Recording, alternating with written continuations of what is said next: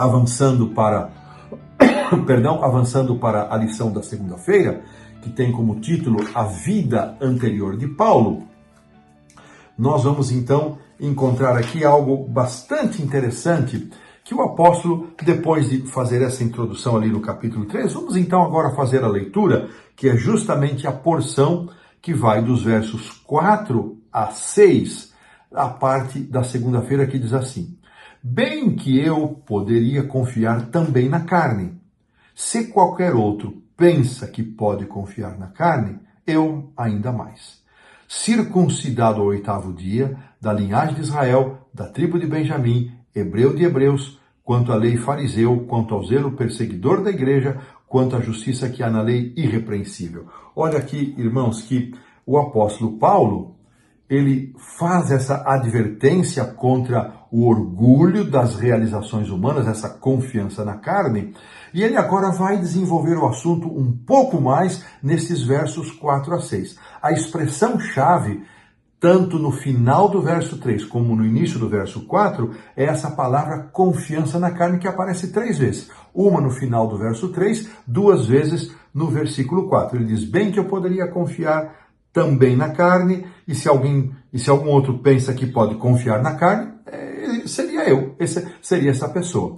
Então, olha que coisa interessante.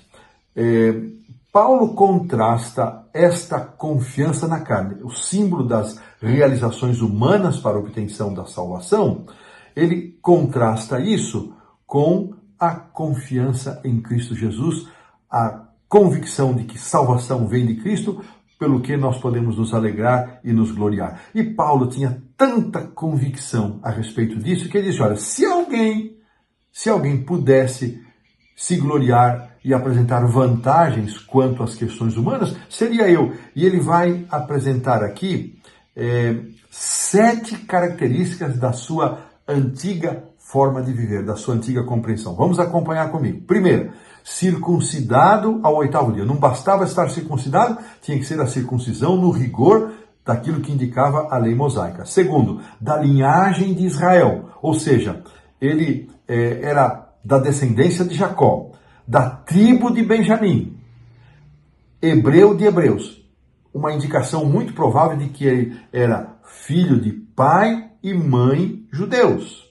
A gente tem uma expressão, irmãos, aqui no Brasil, eu sei que nós falamos para muitos lugares fora, mas vou citar 2 exemplos. O carioca da gema é aquele que nasce no Rio de Janeiro, filho de pai carioca e de mãe carioca, filho de pais que nasceram no Rio de Janeiro.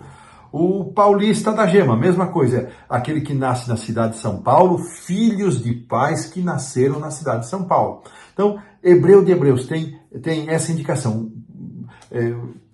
Paulo, ele não só era da linhagem de Jacó, era da tribo de Benjamim, filho de pai e mãe hebreus. Muito possivelmente não. Paulo falava fluentemente e escrevia fluentemente o hebraico. Então isso aqui também, esses 3 elementos, Israel, Benjamim e hebreus, hebreu de hebreus, está envolvido isso.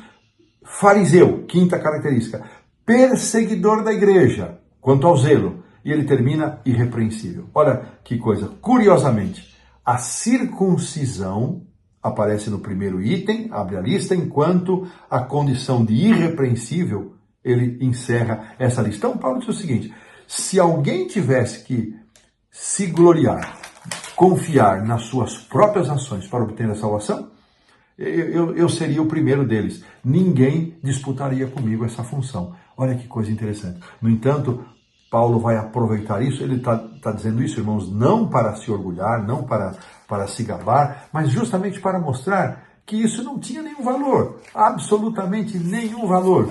E ele chega a essa compreensão, obviamente, depois de aceitar a Cristo Jesus como seu Salvador pessoal. Paulo, ele foi tão determinado, tão zeloso das coisas do judaísmo, que ele chegou a perseguir a igreja e disse: olha, Cristo Jesus veio para salvar os pecadores, eu sou o principal.